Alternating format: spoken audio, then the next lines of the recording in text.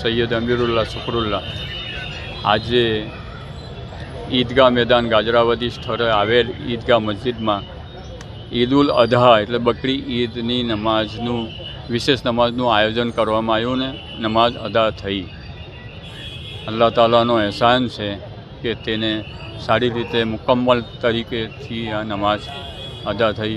વડોદરા શહેરના મુસ્લિમ સમુદાયના અને શહેરથી બહારથી આવેલા તમામ મુસલમાનોએ આજે નમાઝ અદા કરી અને એક ભાઈચારાનું ઉદાહરણ પણ પૂરું પાડ્યું છે।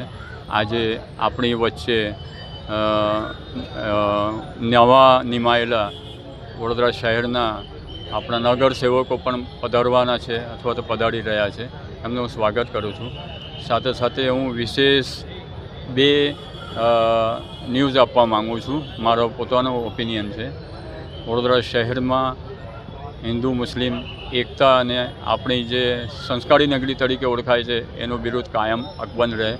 મુસ્લિમ સમુદાયને હું અપીલ કરું છું કે જે કેન્દ્ર સરકારની ગાઈડલાઇન અનુસાર જે પણ કુરબાની માટેનો નિયમ બનાવેલા છે એનું વિશેષ પાલન કરે। વડોદરા શહેરને આપણે સ્વચ્છ રાખીએ।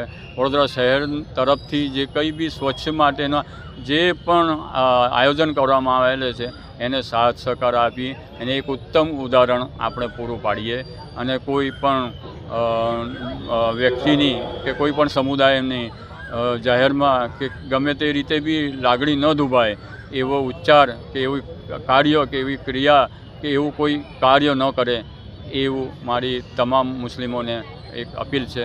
સાથે સાથે હું વડોદરા શહેર અને આપણા સૂબા એટલે ગુજરાત રાજ્ય અને આપણા હિન્દુસ્તાન માટે મેં દુઆ કરી છે કે આપણો અત્યારના જે વિકટ સમયમાં જે પરિસ્થિતિમાં આપણો દેશ પસાર થઈ રહ્યો છે એ પરિસ્થિતિ વહેલી તકે સારી રીતે એ સર્જાઈ જશે, એ વહેલી તકે પૂરી થાય અને આપણા હિન્દુસ્તાનમાં આપણા વડોદરા શહેરમાં અને ગુજરાતમાં અમન શાંતિ રહે।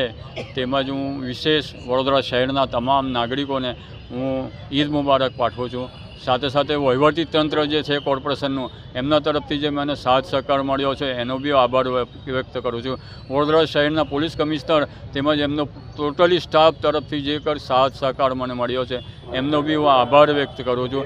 સાથે સાથે મારી આ અવાજ, મારો આ સંદેશ, મારી આ અપીલ જે વડોદરા શહેરના તમામ લોકો સુધી પહોંચાડવા માટે આ તમામ મીડિયાએ જે મહેનત કરી છે, જે પણ વ્યક્તિએ અને જે પણ ન્યૂઝના ચેનલના જેટલા બી સ્થાપક છે, જેટલા બી મેનેજર છે, તમામને હું ઈદ મુબારક પાઠવું છું।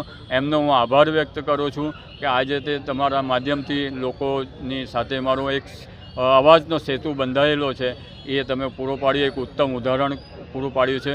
અને વિશેષ વડોદરા શહેરના તમામ નાગરિકોને હું મુબારક આપું છું કે આપણો વડોદરા શહેરના નગર સેવકો નવા નિમાયેલા તે આજે કે કાલે બિરાજમાન થશે અને હું આશા રાખું છું કે વડોદરા શહેરની વિકાસની ગતિએ એ આગળ તરોતર વધતો રહે અને સારી રીતે આપણો વડોદરા શહેરનો વિકાસ થાય અને કોઈ પણ સમસ્યા ન રહે એવી મારી દુઆ છે।